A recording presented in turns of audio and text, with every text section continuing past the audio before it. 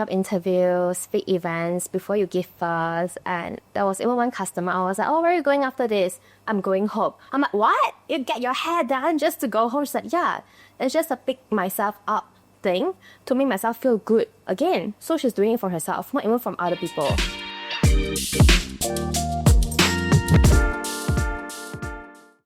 Hey everyone, before we begin this next episode of the Hello Mentor podcast, I just want to say if you're job searching or hiring, check out hiredly.com. We are not just another job platform. We make it easier to find the jobs that people actually want, and we help companies stand out to hire the right talent. So there's a lot of smart tech and there's a lot of human touch. That's Hiredly. So you can head to hiredly.com and give it a go. Hello everyone, it's another episode of the Hello Mentor podcast. We have Kim with us from COCOdry today. Hi Kim. Hi Derek. Hi, welcome.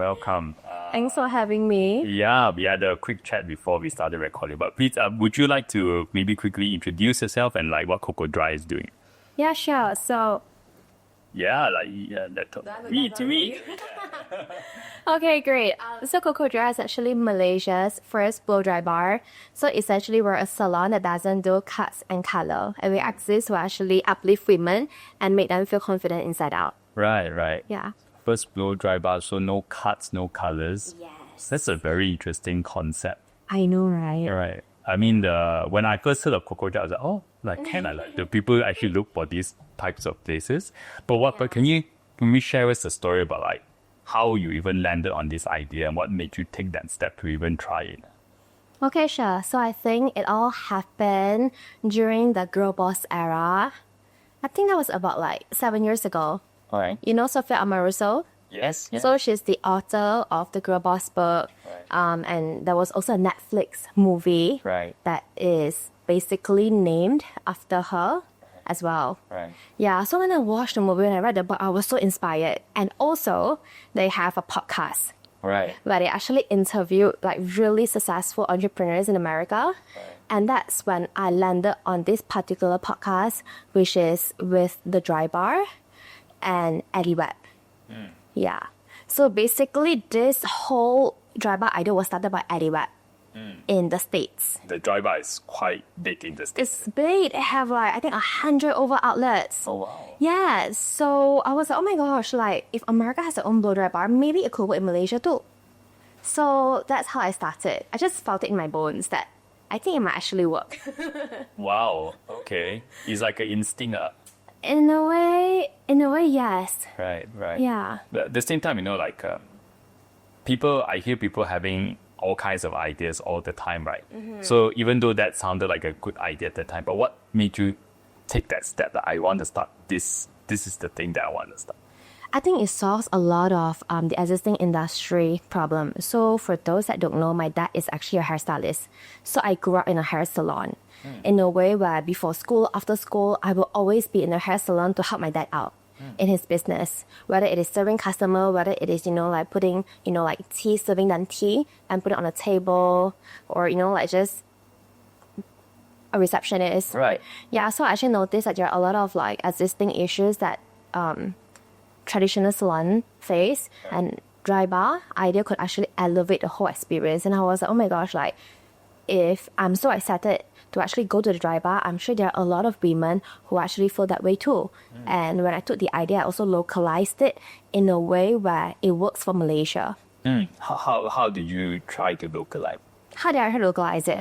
Good question. So a lot of people always think that, a dry bar is just basically a concept where you don't do cuts and color, but it's much more than that. It's actually the experience that we're selling. So 6 years ago, when you go to every single salon, there are always posters of like really beautiful women with very beautiful hair, but all of them are mostly Europeans, Americans, Koreans, Japanese. You don't actually see like representation of locals. So that's when we started our lookbook. We created styles and treatments for our locals, such as our love curl treatment, such as our lookbook. We can see a representation of Malay, Chinese, Indian. So that was one thing that we did very differently. And also, like one thing that I'm very proud of when it comes to COCOdry is because of inclusivity. So basically, when you walk into COCOdry, you see like Malay, Chinese, and Indians working so well together. But traditionally, Chinese go to Chinese salon, Malays will go to like the Muslimah salon. And often they have to pay a premium just to be in a private room. And for us, it's like, no, I think that if we're in Malaysia, every single outlet should have a private room. And that is just something that we practice up until today. So I guess that's how we actually localize it. Right. Oh, that makes a lot of sense though, because a lot of people obviously do wear tudongs here, right? So it's pretty common request to have a private room, I suppose. Yeah, exactly. And also on top of that, like the way we name our services is hustler, Tai Tai. And Tai Tai, this term is kind of like only understood in Malaysia, but if you were to go to other countries and talk about Tai Tai, they may not understand what it means. Right. So I guess that's how I localize our services. So people, when they see our service, they kind of, like get what does this service include. Right. You mentioned just now that some of the, I guess, more conventional places will focus a lot like beauty and a lot of European models and all that. Yeah. I also noticed that for COCOdry, I think one of the taglines you used was like washing your worries away or something. More of a feeling. Yes. Right? You are selling a feeling. Right? Not just about the beauty part, but also the feeling and experience of using your service lah. Yeah. Right? Yes. What is that experience like? How hands-on are you in designing this experience? Oh my gosh, I would say 100%. Yeah, I think when I first decided to start COCOdry in Malaysia, the first thing is definitely curating, the services that people would enjoy. So it's like the moment when they step into COCOdry, what is the first thing that our team say? Welcome to COCOdry with a smile. So it's like feeling warm. Because there are a lot of times when I went to other salons, I felt very intimidated. It's very black and white, and people would be like, oh, what service do you want to do? That kind of feeling. And also, like, if I want to get a hair wash, it's like 55 plus. So you actually don't know how much you're paying because they may say 55 plus. But then when you're washing your hair, they'll be like, oh, you want to add on $20 for a better shampoo. Or if you want to style your hair using, like the tong, you have to add another $20. So you actually leave paying $100. So then transparency is very important to us as well. So other than that, welcome to COCOdry for a very warm welcome, that you can actually choose the looks from your lookbook so you know exactly how the styles would turn out. And we also list down every single hour pricing clearly. There's no such thing as plus. Right. Yeah. Right. So transparency of pricing and the experience as soon as they walk into the place.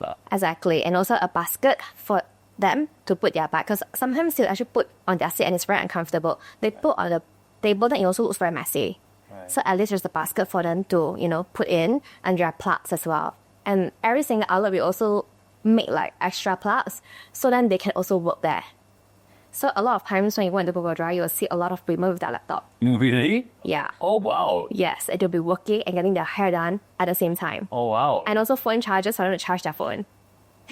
Right. So it's really for someone that they just go in. I suppose are you also sort of catering for like the person who's on the go, who's working and all that? Yes, 100%. Because people who are on the go, they literally already don't have time for themselves. Right? But let's say by coming to COCOdry, they get to look good, feel relaxed, that little window, it actually makes them more productive.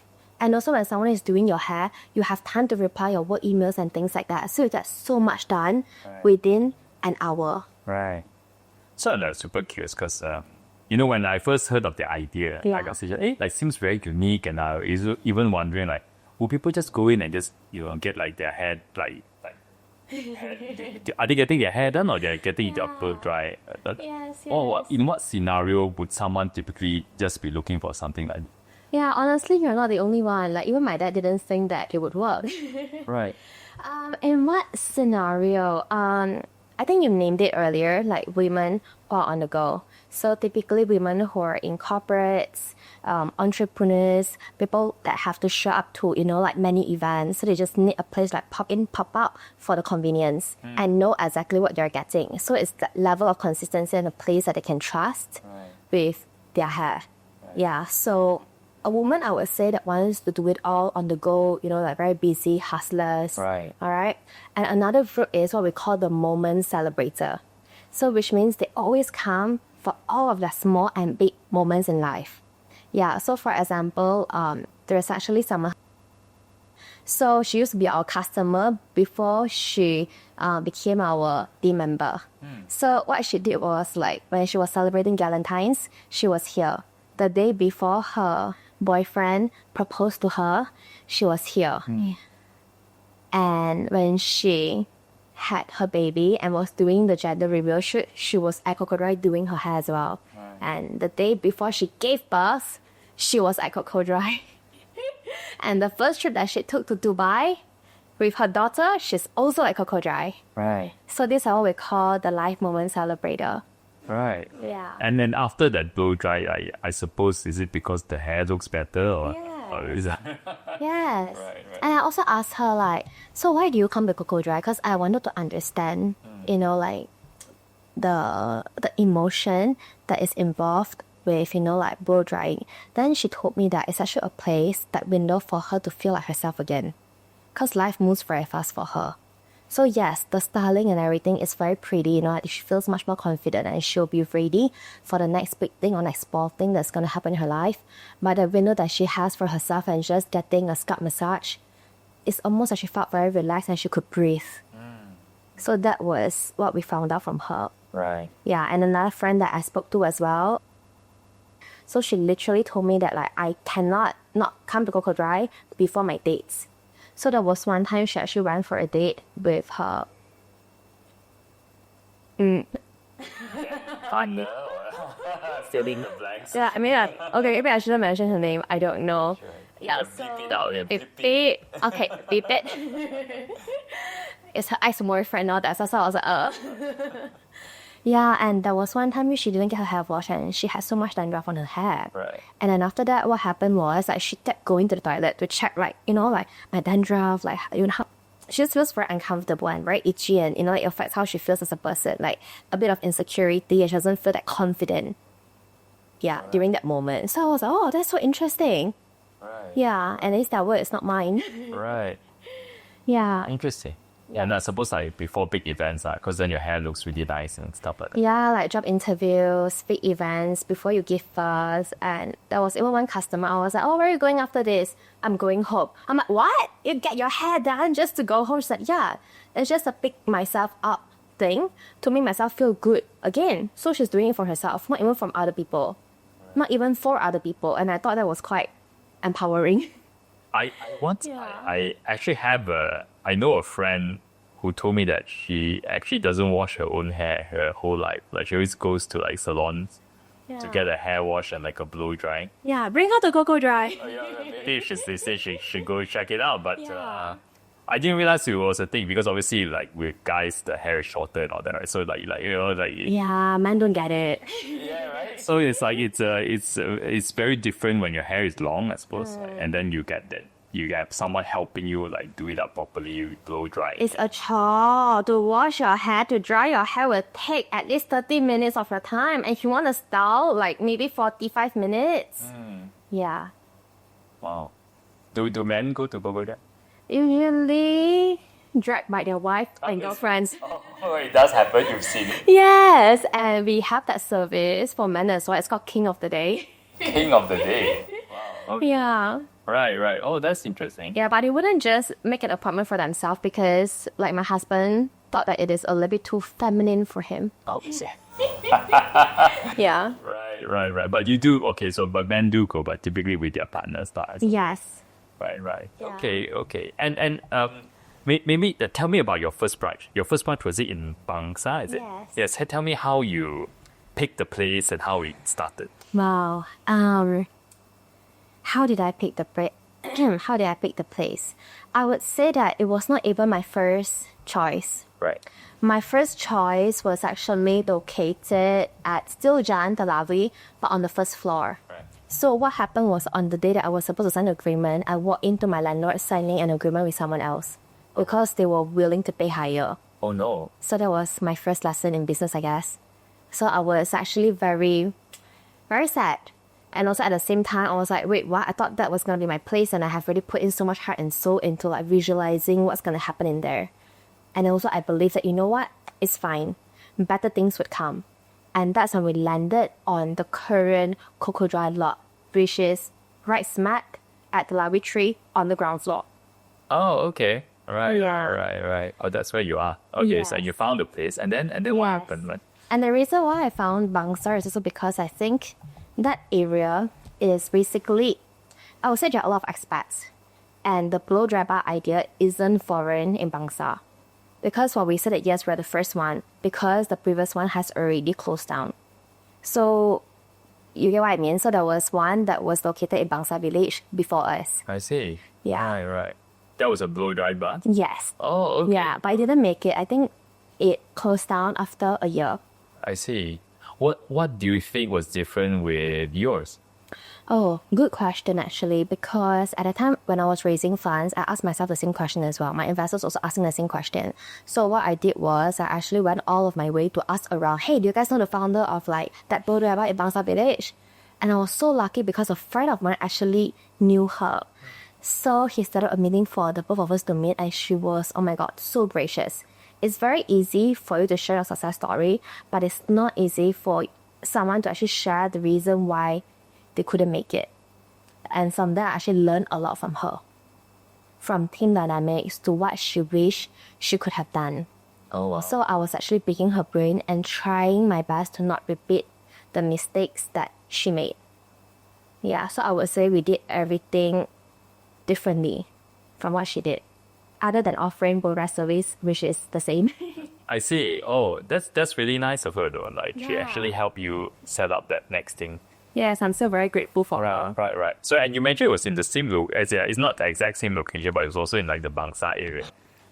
So even though you heard that someone started it and it didn't work out, you met the founder, they gave you ideas, but you still took the brave step of starting anyway. Yeah. Right? Did you have any doubt at the time? Like maybe it's not a good idea. Definitely, I had so many doubts. I actually shared this idea with my dad as well. Like he doesn't think that it would work because typically for hair salons, the most profitable service with the highest margin is chemical services and cut, because no cost required. And when it comes to chemical services, the margin is so high. Yeah, and there were a lot of like people who are in the industry. They also say something like, "Oh, she's going to be eaten alive by the big fishes. She wouldn't be able to make it. Let's give her a year." Yeah, so I had to do a lot of research. I had to really convince myself that it would work. And once I've done everything that I could, I just went for it. Right. Yeah. Right. How was you set up the whole thing and you modeled it after this company in the States, is it? Yes. You mentioned. What do you call it again? The Drybar. The Drybar. Yes. I see. Right. And how was it like when you first opened? How do you get your first customers? Oh, it was so hard. Typically, someone will only open a hair salon when they have a pool of customers, existing customers. But in my case, I moved from Penang to KL without knowing anyone. I had to hire from scratch to convince people to join me. And yeah, I'm recruiting customers from scratch. So yeah, we did a lot of funny things. So when it comes to hiring, we actually did, I post on a lot of like those beautician, makeup artists, hairstylist groups, Facebook groups to actually hire. And I will actually cold call them as well. Like, hi, I'm Kim. I'm planning to start this salon that doesn't do cuts and color. Will you be interested? So it's almost like they were interviewing me instead of me interviewing them. Oh, okay. Yeah, so I think from there I hired about 6 people to join me. So then, okay, great, we launched. Oh my God, there were so many problems because people always walk into COCOdry asking for cuts. And then we had to be like, oh, we're a blow dry bar, so like so much education is needed and so much missed opportunities as well. Yeah, so it was really not easy to introduce such a new concept in Malaysia. But there's also a small group of people to kind of get it. So those are kind of like our first group of customers. That's a interesting. I'm not sure dilemma is the right word, but you mentioned that there are people who walk in thinking that they can get a haircut, but they can't, right? Yes. But wouldn't a part of you feel like, oh, you're kind of leaving money on the table? But if you if you were like a standard kind of hair salon, you would have made money from the haircut also. Yeah, I gotta admit I was swayed. Right. But I think it's also very important to go back to your roots and why you started this at the very first place. And also because it was only at the first 3 months. If it happens for like 3 years consistently, then maybe I may have been like, okay, you know what, listen to what customer needs, not what you want. But I think when it comes to the first few months, I knew that this was going to happen. So I already mentally prepped myself that, okay, how do I actually educate customers? How do I, create that sort of culture in Malaysia? So I would say that one thing that I felt like I'm very, very proud of is that we created a culture of blow drying in Malaysia. Right. And they ask, right. It took years, right. Because in the beginning, no one was familiar with the concept, right? Oh, and then we had to explain to them. We have to show them, oh, yeah, look, we have a lookbook. Oh, yeah, you can choose between Hustler and Tai. That's pretty cool. Yeah. And when did you launch your second branch? In the middle of pandemic. In the middle of pandemic, I think right? that was. I launched the first outlet in December 2019. Second outlet, I think it was 2021. Okay, Yes. right. Oh, December 2019. Yeah, that before the MCO. Isn't the lockdown so unfortunately I tight? cried so much. How was that like? It was the worst. Cash flow Right. is a big issue. Honestly, I thank God because we did raise enough of money for our operating costs. But honestly, if the pandemic were to extend even longer, we may not be here right now because cash flow is everything, right? When it comes to a business, Yes. yeah. So Wow, like such a unfortunate timing, and you obviously lost some momentum from it, right? actually, funnily, not really. Deep down, I kind of like the thrill. Because someone once told me, every crisis comes an opportunity. And I'm always the kind of person that, okay, instead of dwelling in problems, what can we do differently? How can we stand out? And honestly, it was also a blessing in disguise because, like, oh my God, we put in so much effort on our social media. Like that 3 months, it was like bam, bam, bam, non-stop, live after live, posting after postings. And once it was, the MCO was over, we were fully booked every single day for 3 months, and we booked even. Oh, nice. Yeah. So you used the time to do more marketing, Yes. right? Everyone was directed like on social media and all. Yes, exactly. And maybe because the concept was so fresh and it was so cute, and people would just like have that, but like that sort of interest. And also we noticed one issue, which is scalp issues. So a lot of people were like, oh my God, like my scalp is so itchy, I have dandruff issue, I have hair loss issue because of stress, So we started a lot of like content to do with scalp education. And people like that. Because that's how you build relationship. When you educate them, you also create trust. Yeah. Right. So you used the 3 months to do a lot of marketing. Was it a way to generate revenue in lockdown? Yes, you also sold product. Or you sell product? You could sell products, right? I had to like sneak to Bangsa. I was living in Tamandu at the time. I had to like pretend that I'm, going for grocery shopping, sneak into Bangsa to like parcel alone because I didn't want any of my team to get into trouble and like kneel them. Oh, right. So you generated revenue that way, right? Yes, just enough to cover our costs. I see. I see. Wow, I can't imagine. I cannot imagine when I look back at all the footages, I'm like pretty proud of my younger self for not giving up and being able to push through that, Okay. that challenging time. Right. So once MCO was lifted, you were fully booked. The crowd started coming in, and then when was the moment you decided, oh, we are ready for a second branch? I think it was late 2020, like December. And we're like, okay, I think we're ready for the second branch. And before that, I was contemplating between Bangsa and Paprika. But also at the time, we couldn't find any availability in Paprika. And also because we are such a new brand. And it's not easy for us to just, go into malls because of that. And when we started making a name for ourselves, then I started viewing the lots in Paprika. And I have a very good landlord, like her name is Sharon. So she was the one that showed me a few lots. I was like, no feels, no feels. And then she's like, okay, I have this lot, but it's above the budget. I was like, okay, fine, show me. Right smack at the entrance of Publica, Westgate entrance. So I was like, oh my god, like I like this lot. How much is it? Definitely out of our budget. But I also took marketing costs and put it in as well because the footfall is so high. And it would immediately increase the awareness of COCOdry right away to the Mont Kiara Publica community. And little did I know, it is actually our best performing outlet. Oh. And every time when someone see me, oh my gosh, I go to COCOdry. I was like, oh, which outlet? Publica. Oh, okay. Yeah, so that's an okay, risky at first, but yeah, good decision. I know it is. I've seen it. Yes. I think it used to be like a cupcake store there, and then and then now it's COCOdry. I dislike the cupcake store though. Oh, did you also? Yes, I Okay, did. right. So I was like, oh, it's a cupcake store. Right. But it's a very good location. It is. Right. Oh, that's your best performing branch now. Yes, one of our best. I would say Vangsa and Publica are the best. I see. Right. Okay. And then you're the third store, and now you're in KLCC, right? I believe you just Southeast got- is pretty good though. Yeah, congratulations. Yeah. I mean, it looks like you're going to more and more expensive places. How's Sure about that at all.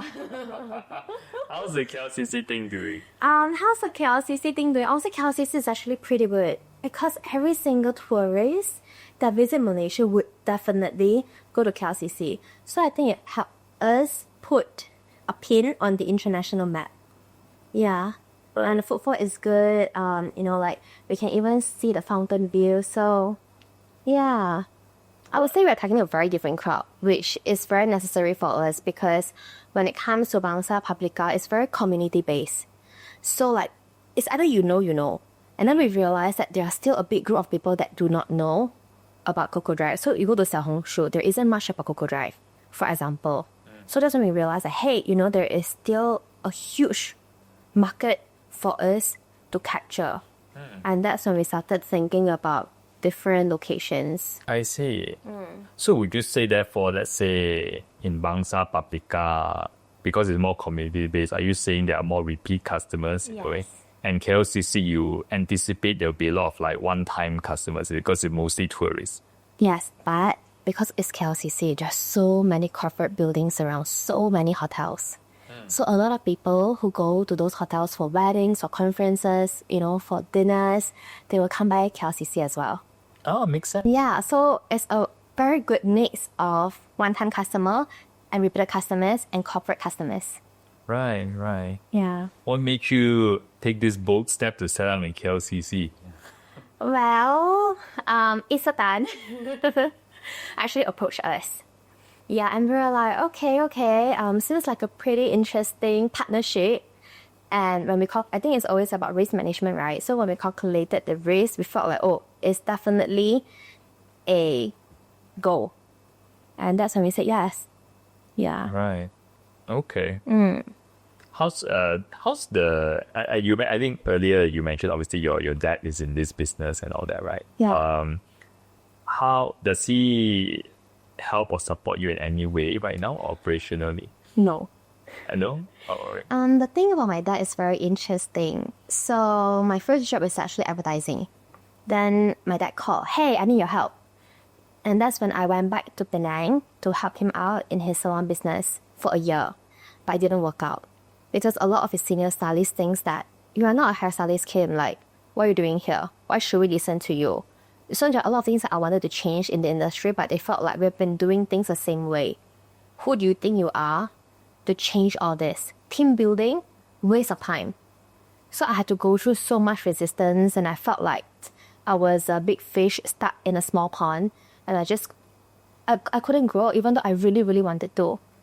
Yeah, and so that's when I told my dad about the Blue Drybar idea, and I said that I wanted to do it in KL. He wasn't supportive at first because he felt like I was going to fail, that's one, and also because I was raising funds, and he was worried that what if I lose the investors' money? Yeah, and also the third one was the hardest for me because a lot of people think that, even my friend was like, how could you actually leave your dad behind? Leave your dad behind. Yeah. It's like, how can you just pursue only and leave your dad behind? But I know that if I cannot grow if I cannot provide any value? Then why stay? And what if, let me prove myself first. Let me show them what I can do with my own business where I can do anything and try anything that I want. And that's when I started COCOdry. And then my dad's business closed down during the MCO. Oh, is that right? Yeah, like couldn't sustain because he was located in Komtar. It's a very rundown building.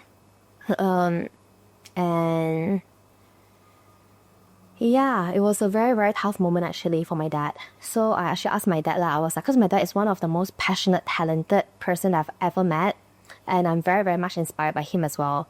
So I told my dad, like, okay, daddy, it's either I give you like an allowance on a monthly basis, or if you can trust me enough, let's rebrand your business. But you gotta trust me.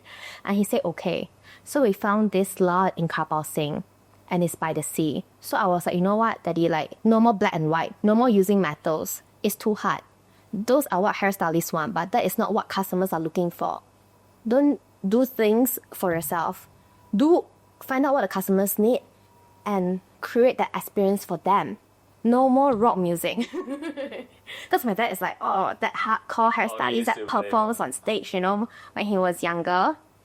So then Interesting. I was like, just focus on what you're good at and let me handle the rest, like marketing, concepts. And turns out that it is doing so well in Penang. And we have gotten like dividends consistently on an annual basis ever since it was launched. So I guess everything happens for a reason, and to me it's kind of like a full circle. Oh, wow. Yeah, with my dad. Wow. Yeah. He must be very proud that. He's so proud and he's so happy, and seeing him does what he loves doing, and even at this age in his 50s and has very good visibility on Xiaohongshu as well. Everyone wants to look for Uncle Simon. Yeah. Oh, right. Also, you also helped him with the marketing and all that. Yeah, used to. But then right now, my friend who's based in Penang is helping us. I see. Yeah, so I set up like the initial, I would say, strategy, content pillars, what to focus on, what was the gap. Yeah. So my dad is actually very good in perming, and it's by the beach. So I was like, you know what? Let's name it Wave Salon. Yeah. Oh, nice. I focus on perming services, where most of the hairstylists in Penang, they focus on color services. Right. So whoever that wants that natural, beautiful Korean perm, they will always go to my dad. It must be very difficult. I don't know, maybe your dad's different, but for someone who's been doing things a certain way all their life, was it very difficult to change his mind? I think at that time, not anymore. Because he has lost everything. He lost half of his employees at that time during the lockdown period. He lost his whole store. And even when it comes to the branding as well, he has been holding on to it for like 30 years. And to rebrand it and to let it go, it takes a lot of courage. So I think I do really admire him that he really has experienced the peak of his business and like the downfall and rise back up again. So I think it's a lot of respect and also admiration to have the courage to keep going and also keep learning. Yeah, it was hard to work with him at first when I went back to Penang because I had nothing to prove. But I think when he see what his daughter can do, and he was kind of proud of me, so it's easier for him to take my ideas. Yeah. And did you always help him out when you were much younger? Like from what age were you Oh helping? my god, yes, with Excel sheets. Because I'm not very computer savvy, so it's like, oh, help me type this letter. Type a letter to say that we are closed from this date to this date. Yeah. So yeah, I helped him out ever since I was young. He did try to convince me to be a hairstylist. I was holding the scissors for a week and I said, Daddy, like, this is really not for me. Yeah. Right. It's interesting. Yeah. And so this was in Penang, right? Yeah, this this was entire in time. Penang. So you grew up there, you were helping him out. Yeah. Penang lang. Yeah. I see.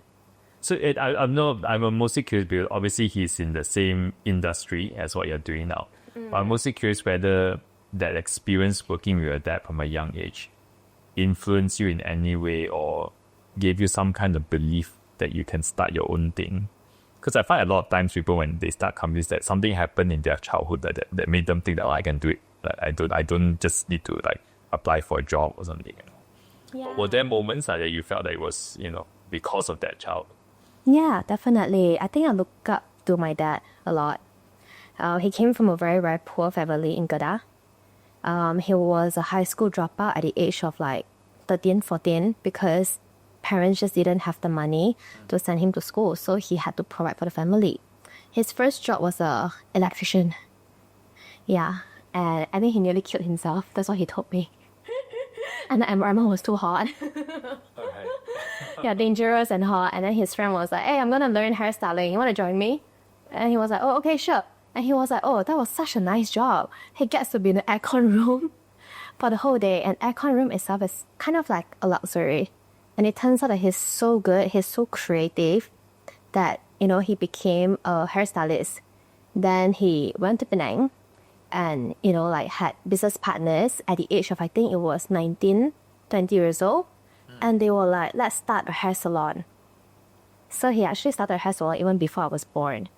Like, he was an entrepreneur even before the word entrepreneur is common, like what it is now. So I thought that was very, very brave of him. Like, they just do, they don't think. They just do it because they had to, for opportunity, for survival. And he didn't come from a rich family. He was so poor. And if he can do it, anyone can do it, right? Yeah, so... My late father last time told me, because he went to university and all that, right? And he said he had a lot of friends who started their own business. And then he once said that sometimes because he went to university, he could get a safe job. Yeah. And he took that safe job. But for a lot of his friends, because they don't have a choice, they need to make money, right? And they couldn't land this county office job. So they ended up starting their own business. And many of them ended up being, I guess, financially successful because they had to find a way to make money, right? Yes. And they don't overthink it. They just know I need to make money, right? Yes. Somehow. And that's how a lot of these journeys or stories happen. Right. So it sounds like your dad also landed on this hair thing almost by chance, right? Yeah. In a way. Like you met a friend and then somehow he went into, he also likes the aircon room. Suddenly, So it was a comfortable environment. Right. And you said that he was into rock music and all that. Yeah, like trance as well. Oh. And he would perform on stage and I would be a little girl, like just admiring him on stage, and he would be on newspapers and things like that. So I guess everything that he did also kind of have, like an impact on me. Not just the highs, but also the lows. Like how he used to have I think 7, 8 outlets, but in Penang. But because of partnership issues, lack of management, a little bit of arrogance, and that's when everything spiraled down. So I actually learned from him so much. What kind of leader do I want to become? What to avoid when you are doing well in life? Because sometimes ego and arrogance would kind of eat you up. And that's when, it changes everything around you as well. So I learned what to do and what not to do from him. So I would say that he's one of my biggest teachers in life. I see. Yeah. Right. And just sidetrack a bit, because obviously his business was in Penang. He's still in Penang, and you grew up in Penang. Yeah. What's it like starting a business, running a business in Penang compared to KL?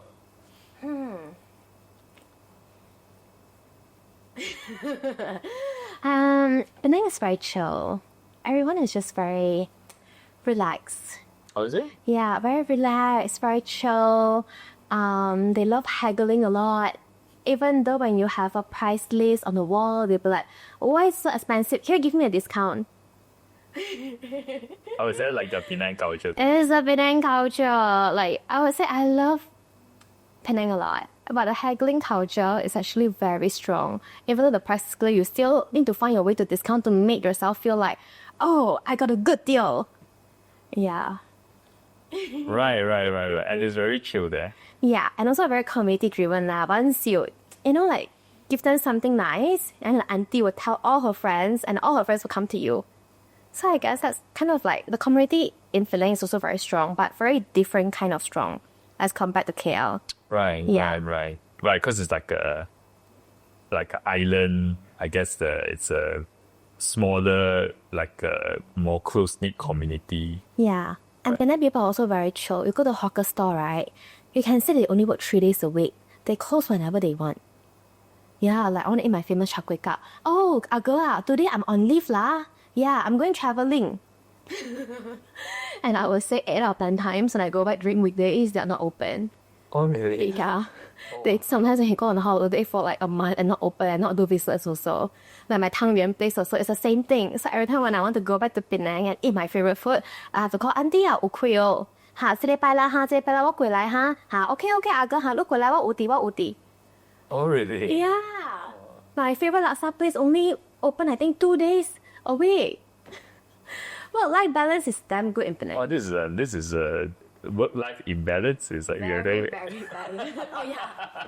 more life than work. More life than But work. lucky for them though, like isn't like sounds like I should retire in Penang one day. Yeah, it's a very good place to retire. It's cheap, good food everywhere, nice weather. You have a beach, nature, everything. Right. Yeah. Right.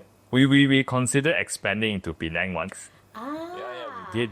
How did it go? We did have someone working in Penang for a while. I think because of the distance, it was very difficult to manage for me lah. But Yeah. but the industries that were strong were obviously those like semiconductor and all that, right? So it's a very, very, I wouldn't say niche, but very specific industries that were hiring a lot of people because we're a recruitment company, right? Yes. Yeah. Factories, Factories. industrial companies. Yeah. But now actually recently, we've moved more into like retail F&B space. So maybe might have more opportunity in Penang. I'll think about it. Yeah, and please do beauty too. Beauty, yes, that's right. Yes, I think it's a big market in Malaysia. It is, because even like up until right now, we still do a lot of recruitment like the traditional way, Right. which is those groups. Oh, you post in groups. Yeah, we post in groups. Right. Yeah, Interesting. and run ads. And run ads. Mm. Right. As in you run ads directly. Yes, like meta ads to recruit people to generate dates. Oh, Yeah. you run meta ads to hire people. Yes. Oh, Yeah. I'd love to ask you on the side later. Okay, Like, sure. Yeah. What? Let's chat. what do you post? So interesting. So COCOdry, you're considered from a price point of view, we consider premium, right? We are so affordable. So affordable. People always think that we're premium because we are very pretty and aesthetic. Yes, from the outside it looks premium. Yeah, like I literally had someone that told me, oh my god, like I passed by KLCC and I went to your outlet and your dry styling is only 45 ringgit. Whereas when she went to another salon, they charge her 100 ringgit. Yeah. Yes, our pricing is very affordable. I wouldn't say cheap, but affordable, but definitely not premium. Right. If you were to do your research and comparison Right. with other salons. Right. Yeah. Interesting. And then just building on that point, how do you run? Because when you mentioned earlier, a lot of these salons make their margins from all these like chemical services and all that, right? Yeah. Because if you don't provide these type of services, Yes. but you're also going at a very affordable price point, like maybe mid-tier, let's say you're now the mid-tier, mid-tier. right? Mid-tier price point, very specific kind of service. How do you able to run this place profitably? Like your margins are going to be okay only, right? I suppose, right? It's because I imagine sometimes when you provide a very specialized service, it makes sense to charge higher margin because you only do one thing. So you're probably good, you're going to market yourself as we are one of the best in this. Therefore, we specialize. So I charge premium. But you don't know, like you're like mid-tier, Yes. right? Yeah. So how do you like? I don't know how to ask this question, but like, are you able to run it profitably this way? So profitability is quite subjective. But maybe I can go into the first part. So what do we actually focus on? So while they focus on one-time customer, right? How often can you dye your hair? How often can you cut your hair? Especially when it comes to a woman, right? Maybe 6 months once. But how often can you wash your hair? Every day if you want to. Okay. So we focus on recurring customers. So that's one. Second of all, when it comes to profitability, I would say that when we first had our 2 outlets, we were actually very profitable. So right now, I wouldn't say it's super profitable. I'm just going to be honest in this podcast as well. Because as your outlet grows, you need a HQ team to support. And HQ team costs a lot. Yeah, and that's when you see our margin became thinner and thinner because of that. So in order for us to sustain, we need to open more outlets as well. So it's kind of a chicken and egg thing. And I spoke to a lot of business owners. So when it comes to like when you have 4 or 5 outlets, that's when you kind of struggle a little bit. But once you can expand to like 8 outlets, for example, then you can see your margin, your profit margin getting healthy again. Yeah. So I think we're just at a stage where we are, trying to figure things out and also stabilizing our operations so we could expand further. Right. Makes sense though. Like a lot of businesses go through this phase because when you're young and small, your fixed cost is quite limited. Yeah. Right? Because everything is like smaller teams are easier to manage, less complexity, right? So when you scale the business, especially with a physical business, like you need more employees, you need more space, right? Yeah. Then the complexity increases. Then you need like a very strong head office team, like you mentioned. But to pay for head office, that you need more, right? So it's like, I don't know what kind, it's like a U-shaped curve or something. Or like. Yeah, yes, U-shaped curve. That's a very good way to put it. Because if you don't have H2 team, then you cannot grow. But once you have a H2 team, you have to grow faster in order for you to rise again. Yeah, and we have around like 50 people working with us right now. So like, in-house accountant, and then you have your HR, marketing, general manager, operation, and it's very operation heavy.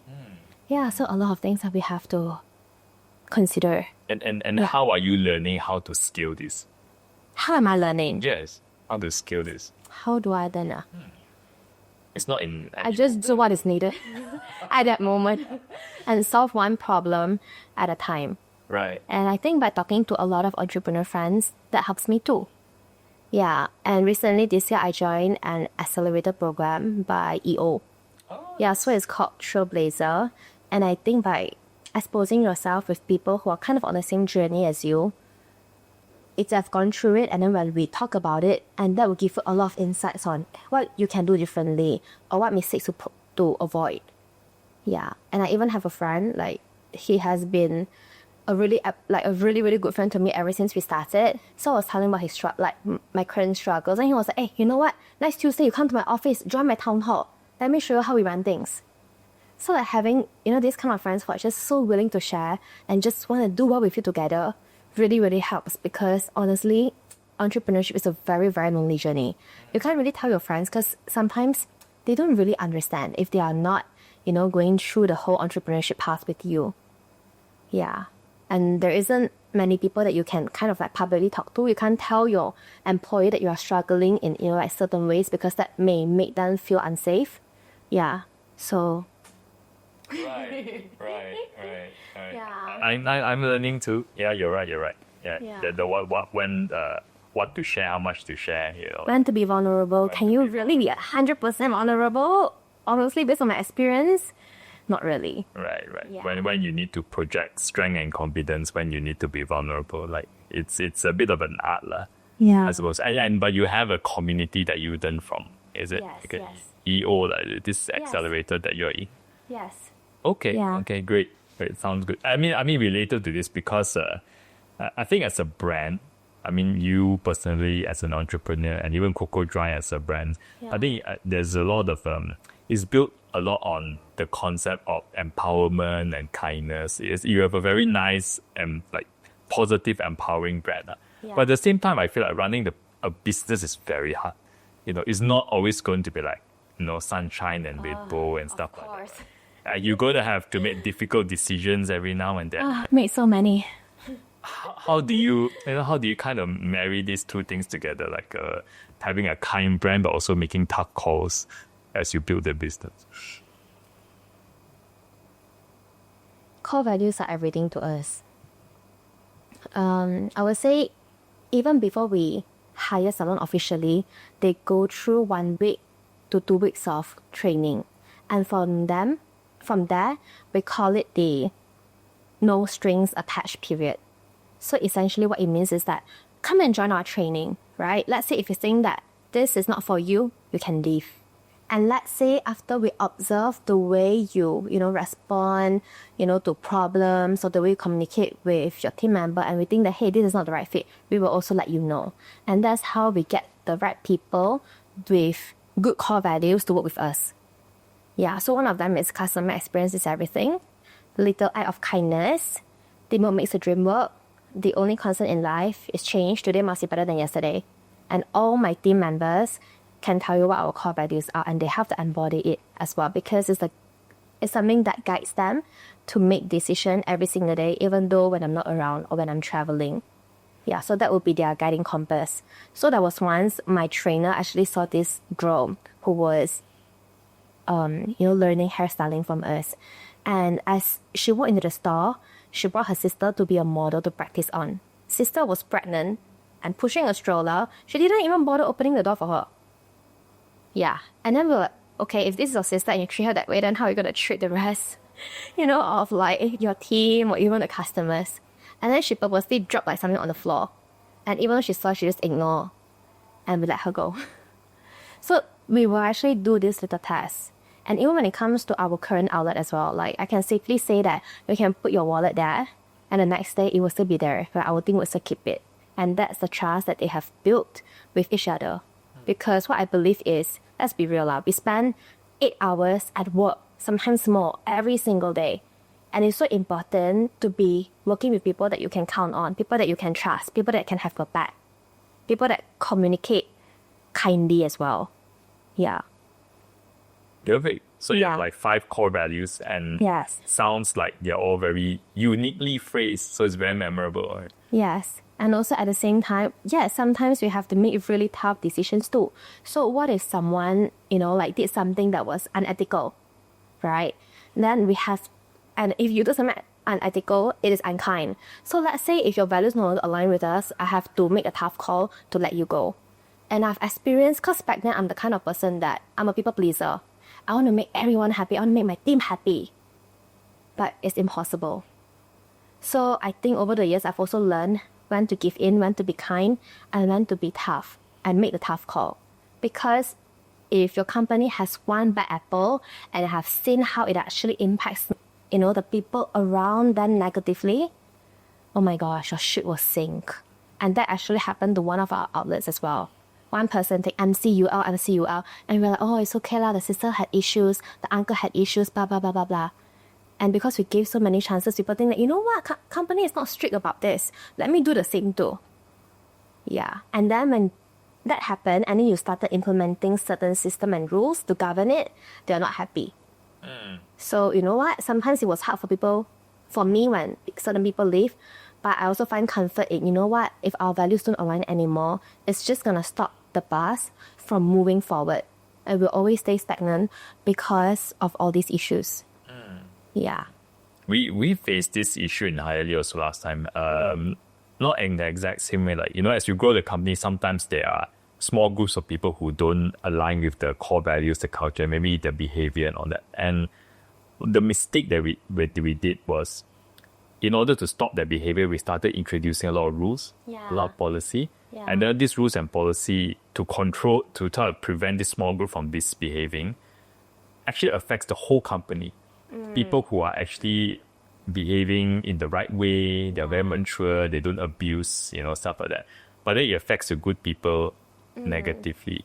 And then the small group that were misbehaving will find a different way to misbehave anyway. So my kind of lesson from this is kind of like, actually, at the end of the day, there's no culture fit. Maybe instead of introducing too many rules, you just address the behavior directly that affect the larger group of people who are performing or like behaving in the correct way.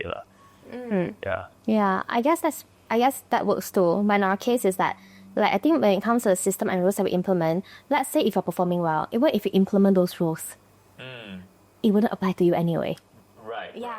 Right. Because you are not the person that is like in breach of the Yes. right. Yeah. So even when we were to implement it, you won't get affected. Yeah. Right. Yeah. That's good. Okay, and I see that you were involved in this Power Women Summit.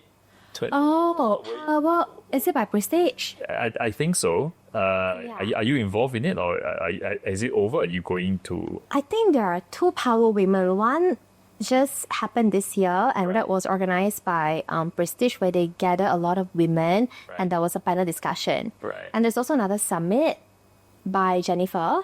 All right. Yeah, that I think they are doing an annual thing, but the one that I was invited as a speaker was last year. I see. Yeah. Right. And do you see your roles or if because I imagine you've been involved in this kind of like events every now and then, right? Like, how do you see your future role here in terms of are you looking to inspire like other women to start a business, or like do you have like something that you're hoping to achieve? I would say that I would like to inspire women. I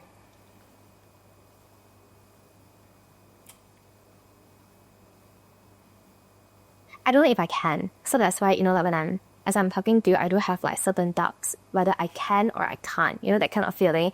But if I can, I would love to. I mean, you only live once. So, and when you kind of like pass on, you bring nothing with you. It's only the positive impact that you can leave behind. So whether it is inspire women or any lives that has crossed paths with me, I definitely hope that there is something, like positive that I leave behind. Yeah. Because my husband, oh my gosh, like he signed me up for this like death and dying meditation. I know, so intense. So basically, they even give you a paper to write down, okay, so let's say if you were to die and people come to your wake, what do you want them to say about you? So I guess that was also what I really paused and think, hey, what kind of person do I want to become? What kind of impact that I want to leave behind? So when it comes to events and stuff like that, I'm very intentional about it. So let's say if that particular, like event or whether podcast invitation or anyone that listen to this podcast, if there's something that they can take away, it'll make me very happy as well. Because how I started my business was through a podcast. Yeah. So I guess it's my way of paying it forward. Right. Yeah. Right. Yeah. I love the way you hesitated earlier when I said, do you want to inspire women? Because I find that, of course, a lot of people go through this like imposter syndrome here. Oh, yeah. Like, am I really doing so well or not? Do I really know what I'm doing? Actually, right? And do you go through that, and how do you handle it? I guess imposter syndrome is an ongoing journey. Or when people come up to me and say like, Kim, oh my gosh, you're doing so well, cover is doing so big. But I just be like, haha, like, you don't know the I go through behind the scenes. You don't know when I cry and felt hopeless and didn't know what to do. So sometimes I think I just want to be real. That you may see that this is a success, but this is only what you see. You know what goes on behind the scene. And I don't want to just, for them to take it, oh yeah, this is what it's like to be successful. And that creates a false expectation because it's not real. So even recently, I've never shared this, but I received an award. It's called the Top 30 Entrepreneur Award in Malaysia. So that night itself is like, whoa, like everyone was celebrating you. And I received another special award, which was Entrepreneur of the Year. I was just like, what? Me? Really? Because what they didn't know was in the morning, I had an accountant meeting. Numbers were not what I expected. And I felt a little bit, have I not been doing anything right for the past 1 year? And I had like back-to-back meetings. So I told my team, hey, like just give me 15 minutes. I had to just, like lock myself in the meeting room and I had a good cry. I was just and then after that I was like, okay guys, I'm done. Oh wow. Yeah, and the night itself, I was in what was the hotel? I was at W Hotel receiving 2 awards. So I think on the same day I experienced the highest and lowest of entrepreneurship. But you see me getting an award, right? You're cheering for me. You're like, oh my god, she's so successful, she's doing so well, but you don't know that I was crying in the morning alone in the office and I didn't want my team to find out. Yeah. Wow. It's like a bit of a roller coaster ride in the same day. Yes. Two very big extremes. Yeah. Yeah. And I was like, I was in the ballroom and I was just like, pausing. Well, like there are other attendees and also like other award winners as well getting on stage. I was like, you know what? Give me a sign if I'm, really meant to be an entrepreneur and this is the right path for me. Because sometimes you just doubt yourself along the way, even though you have been in it for 6 years. Then suddenly, they call my name to receive the Entrepreneur of the Year award. Yeah, so I was like, oh, is this a sign? Okay, great, I'll keep going then. Yeah. You don't have a co-founder, right? You're solo founder. I do have other shareholders. You're shareholders, but Yes. but you're the only founder, lah. Yes. Right. So very lonely. Right. Yeah. Right. Do you have like maybe at least a strong founding team that's been with you since the beginning, or has it changed throughout the years? I have one that is still with me from the very beginning. Yeah. Right. Yes. I would say the rest, some moved to Penang because she got pregnant, and she was another very strong founding team of mine. Yeah, I have another one as well. She recently left late last year. Yeah, to start her own thing. I see. Yeah. Right. Interesting. Yeah. Okay. Yeah. So I mean, I'm also a solo founder. So there are good moments and there are bad moments. Don't you wish that you have someone to like just go through things with?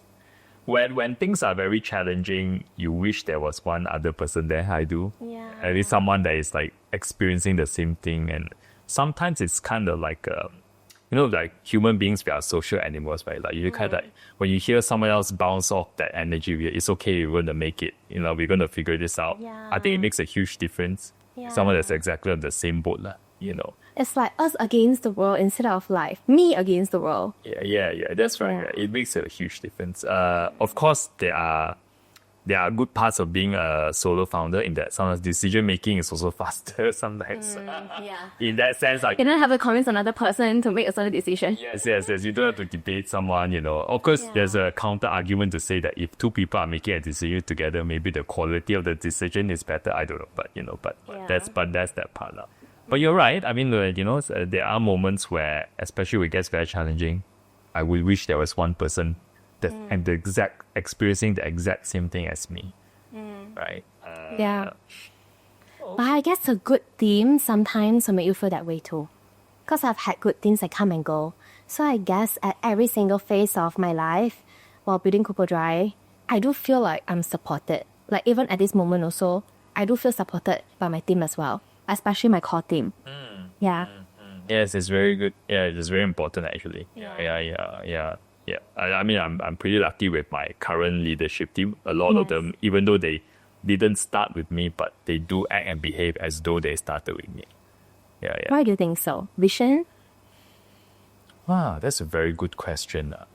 I'm not sure if it's vision. I think the founding team were definitely just driven by the vision, the founding team, because when we had nothing that time, the only thing that everyone was anchoring on is the vision.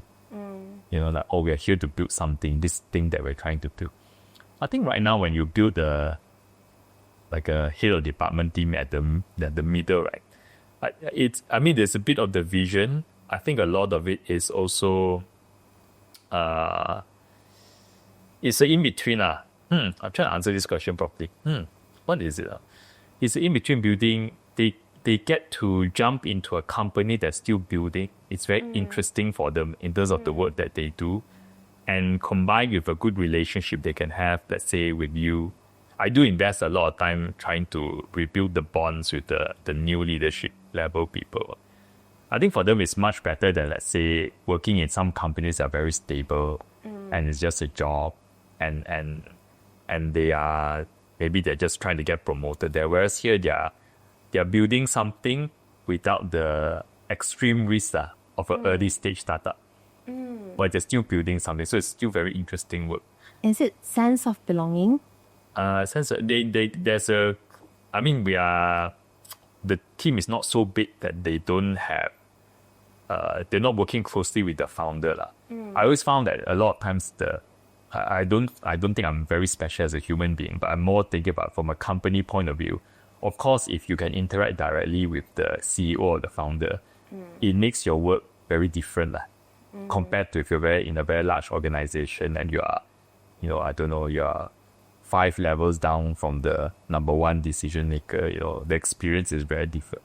So I think sometimes for a lot of them, it's just a lot more interesting work. The fact that they can watch the founder think and behave on the day-to-day basis and make decisions together. I think so lah. But I also spend a lot of time building those relationships with them.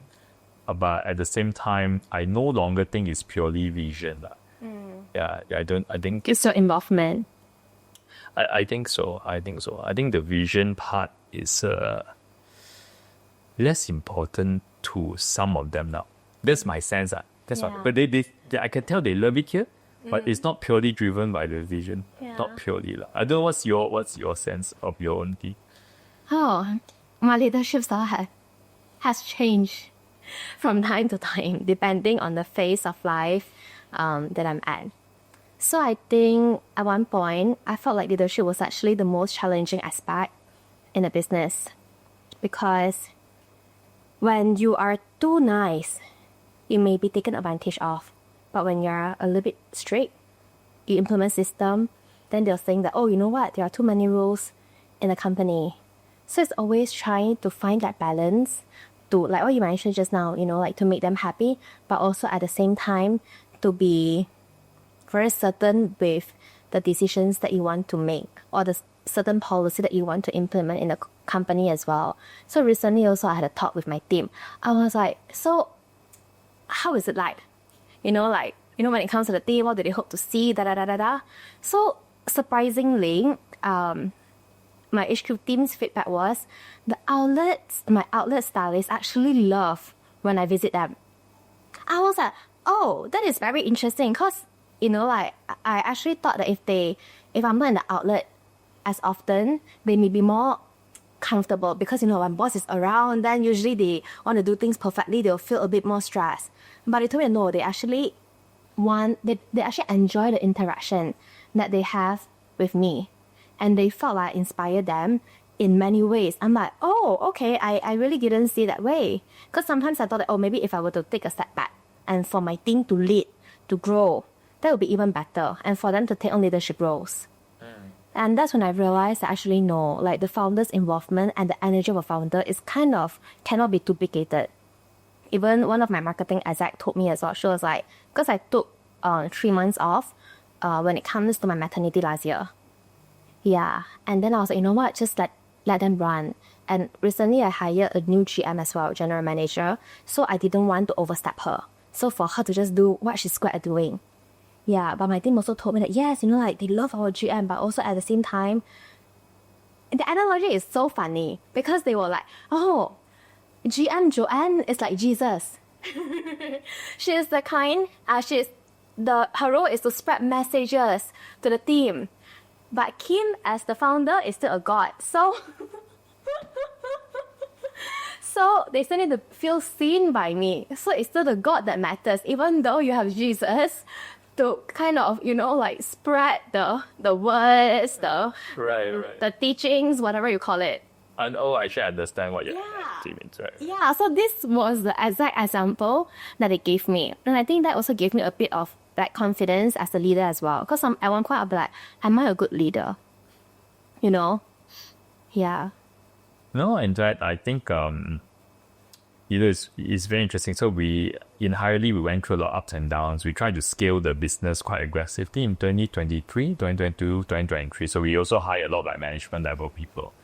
And at the time, the way I approached it was, now that we're all these VP level people in the company, I should give them an opportunity to lead well. Yeah. The way I would give that opportunity to lead well, I need to remove myself, as in give them the space to be the new leader, so that people don't always come and talk to Derek, right?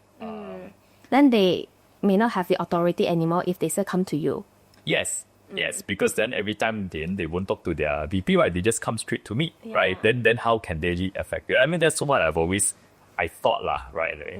I think I'm kind of seeing it more from a middle way right now. I think that is also partially true. But in the extreme, it depends on who you hire lah, I suppose. So from my personal experience, actually you gave a good example, Jonah. I always thought that people don't like the boss being there. Typically, they feel happier if the boss is not there. Yeah. And but I found that founder-driven companies are very different. I just want to preface it with I don't think I'm very special. I always say it's referring to a founder-driven company as this type of company, not about me or you Kim, right? So founder-driven company are very special. A lot of people who work for this type of companies, the ones that are who want to interact with the founder, are inspired or engaged with the founder, those are typically the ones that will drive the company forward. There, you will still find people that don't want the founder involved. I mean, I have seen teams where they literally try to block me from accessing the people on the ground. The middle layer would prevent me from engaging. They will try to manage that communication between me and the ground people. And those teams almost always don't work out well. Why do you think so? It's actually a red flag. I find it's a red flag. So the teams that welcome me to talk to their whole team, and there's a lot of alignment between me, the middle management, and the ground people, and they're very transparent with their decisions and all that. Those teams work out very well. The ones that try to control the messaging don't work out well. So I think it's intention behind it, don't you think so? Yeah, I mean sometimes you have to wonder why are they trying to control the messaging, and why are they blocking access to the ground level team, right? It's because they are. My sense is if you are truly thinking from helping the organizer or company achieve the goal, you should involve the founder or CEO in the deal. You shouldn't be afraid of this involvement. But if your goal is sort of like making just for your own personal job comfortable or what, then you will try to control the message. It's easy to manage upwards. It's easy to control your team, even though you may not achieve the business goal. But your intention may not be to achieve the business goal. Intention is to make your own job easier. Which is very different intention, So I find that it's still important to empower the middle layer to drive decision without you. But there should be some kind of partnership. Yes. Yeah, some kind of partner. That means they should automatically know when to invite you in. They know you will tell them, they say, hey, I need your input? Can you come and talk to the team about this? Let's discuss this together. You can see those type of teams.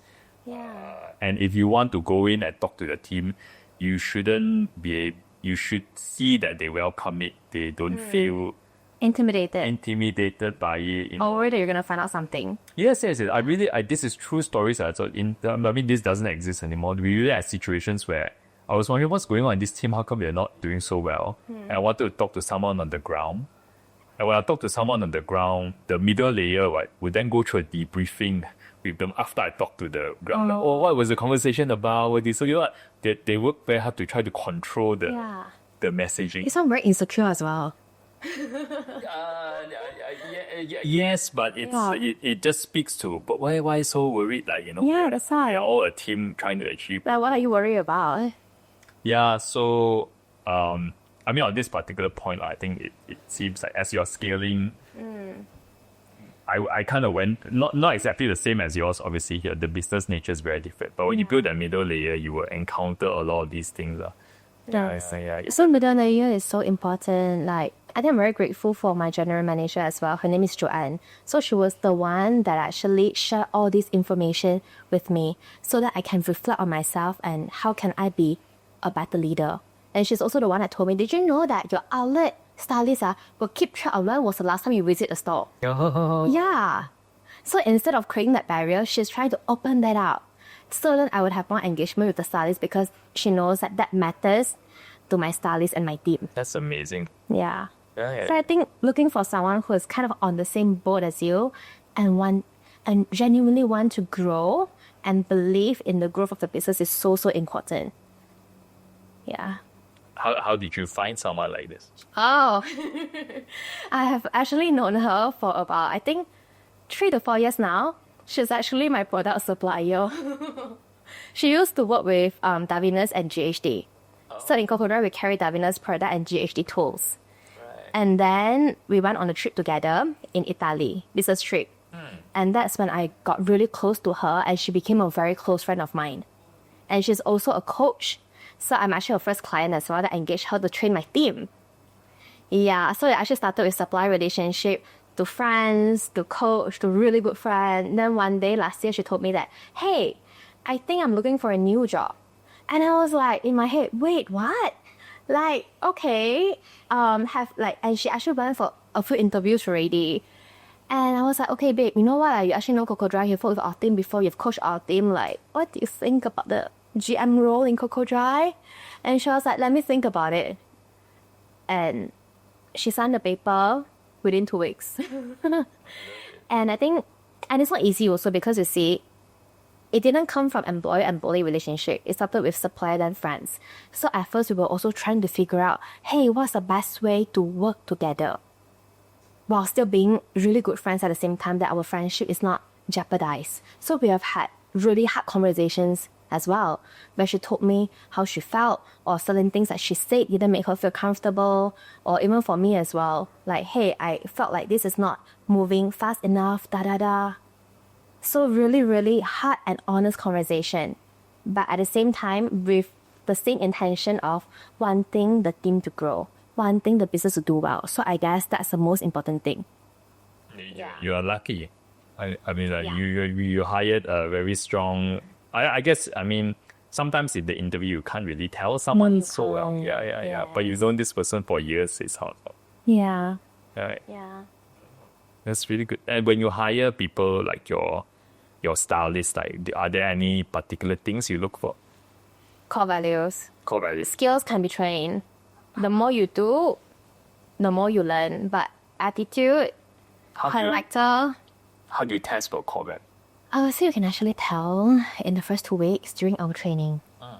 Yeah, the way they interact and whether they're helpful, you know, like with their team members. So it's not about us, it's about how they actually interact with one another during the training session. And what we do is we just observe and take notes. Right. Yeah, are they late to work? Are they late for training? If they're late for training, then most likely they'll always be late for work. Right. Yeah. Right. Because you have this opportunity to assess them for like 2 weeks, right? Yes. Right. Do you therefore also hire a lot of fresh graduates then? Yes. You do? Oh, Yeah. okay. Right. Definitely. I think when it comes to our industry, it's very interesting because usually people who have a lot of experiences in hairstyling, they typically wouldn't join us. Reason being is they are very familiar with like the chemical services. So that's something they enjoy doing. They wouldn't want to give that up. Yeah. Right. Makes sense. Right. Yes. 'Cause, So the people that we hire, typically they just love styling hair without chemical involvement. Or they have worked in chemical salons and they get all sort of like allergy because of the chemical, like skin allergy or even like breathing issue because, you know, like formaldehyde and so on. So that's when they join us. Right. Yeah. Okay. And do you I was thinking more about the like building a business in Malaysia, right? I've got 3 last questions, by the way. So I'm trying to decide which are the 3 most important questions to Okay, ask. take your time. If you were to give advice to a young person right now, Yeah. and they're obviously, you know, they're looking for a job maybe, or they're considering starting a business, how would you advise them to make this decision? A young Malaysian.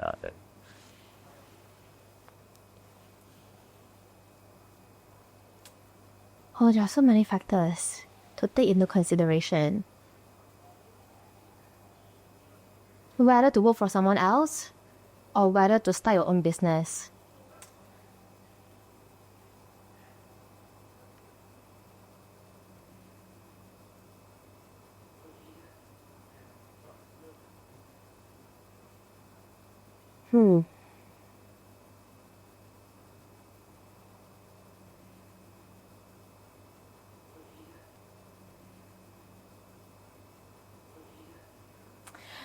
I know this is going to sound very cliche, but sometimes it's kind of like a calling. If you know, you know. That feeling. But to put things into this context, if you want to learn from someone, work for other people. But if you feel like you're ready to do it all by your own, and you have that resources, and if you don't do it, you regret that kind of feeling, then you should start a business. Because I mean, that's what I went through, right? Like, I didn't graduate with the idea of I want to be an entrepreneur. My first thing was I want to climb the corporate ladder. And that's when I went to advertising agency.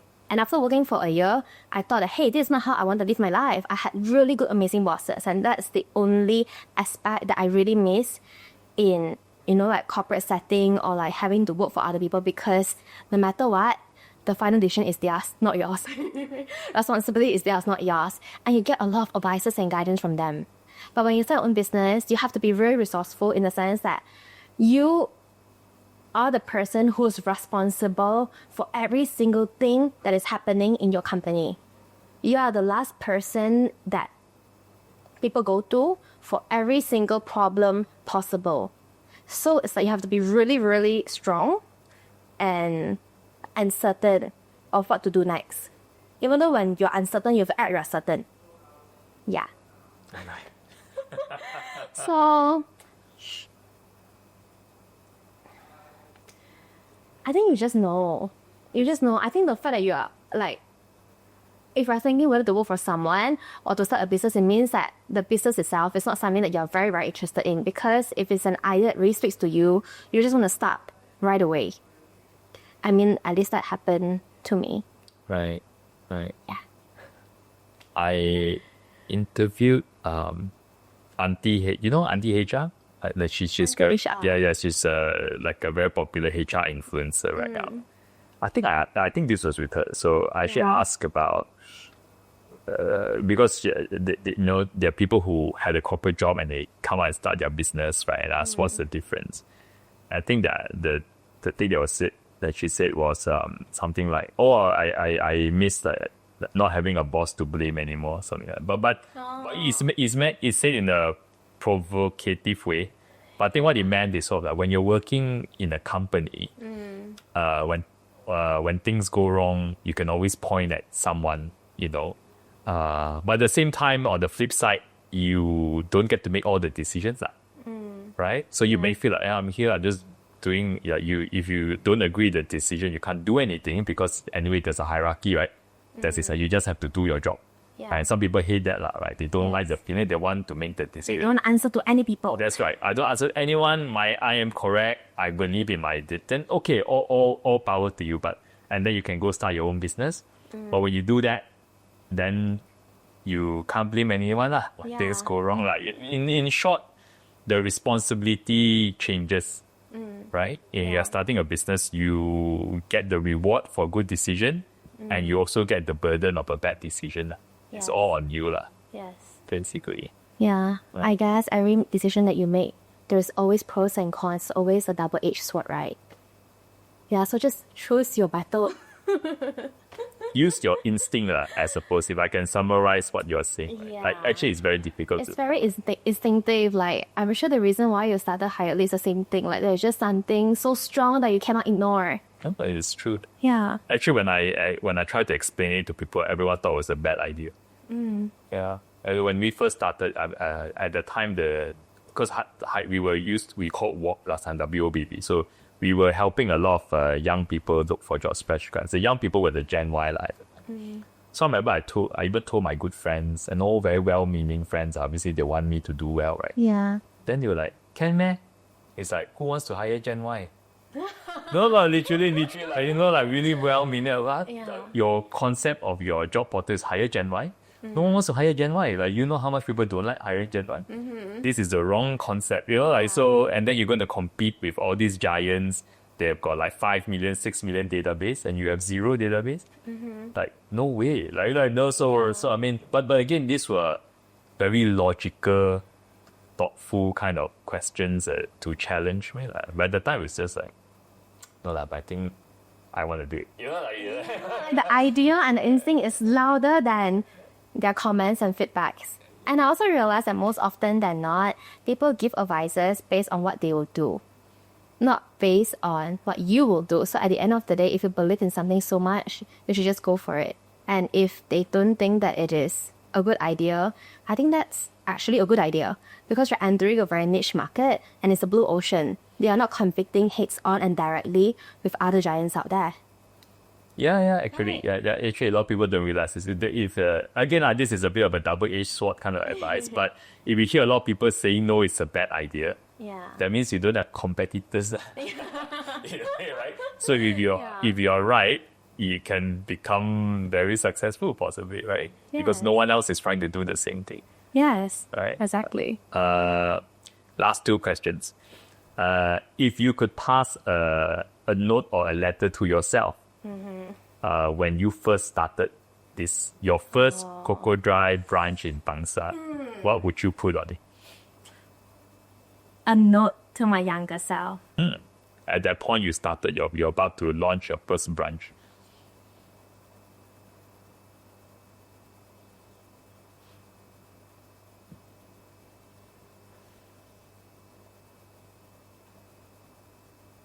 Believe in yourself and keep going no matter what. You have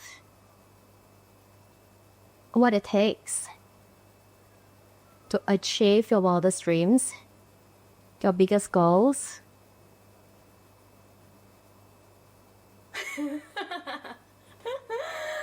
It's getting emotional. Can I do it again? Sure, of course, yeah. Yes, you can. Usually I'm quite chatty. If I'm writing a note to my younger self, I think I'll be like pouring my heart out, writing a long letter. Do you write, by the way? Do you write? I journal, yeah. You journal? I journal. Okay, yeah, right. so I do write a lot.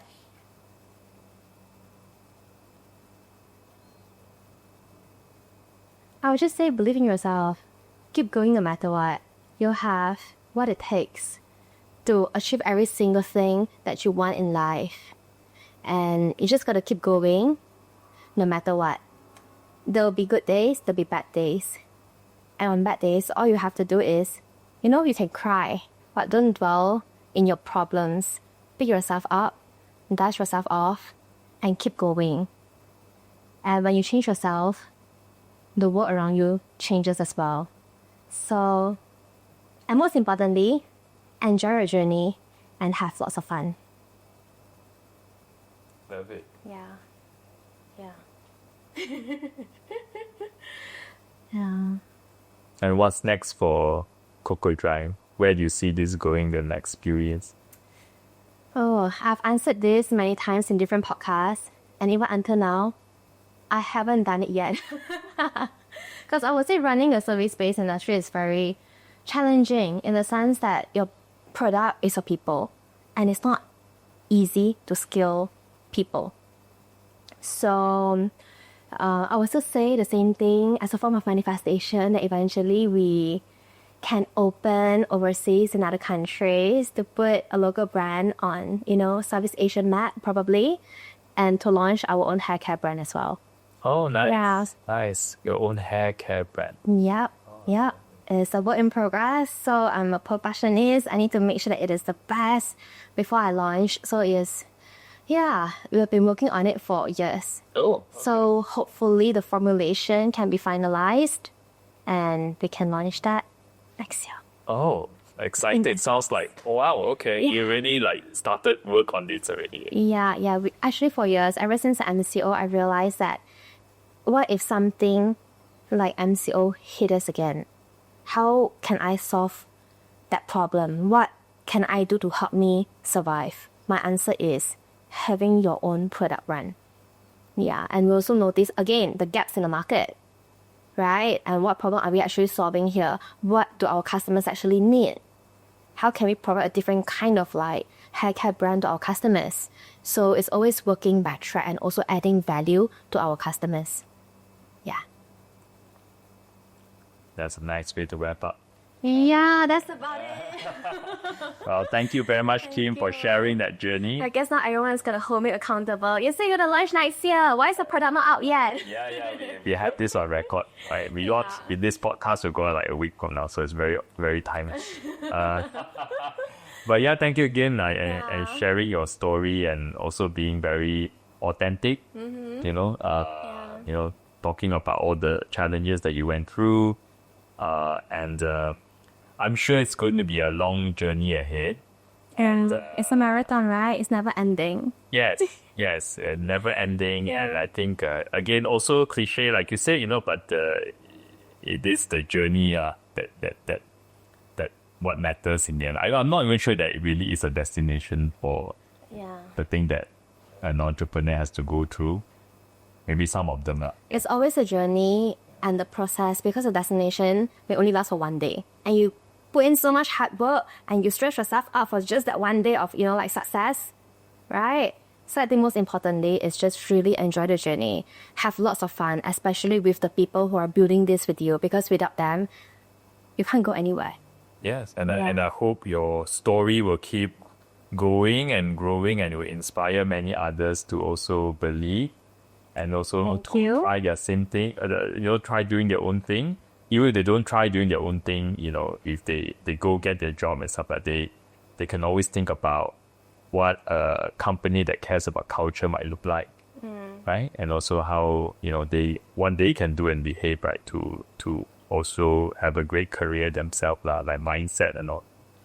But anyway, thank you, Kate. Thank you for being such a great host. I had a good time. Being interviewed by you is almost like what you mentioned just now, like friends going out, for a chat. And thanks for having me over in your new office. It was on your birthday. So happy birthday to you. Thank you very much. Thank you. Happy birthday to me. Yeah. Thank you, everyone. Thank you.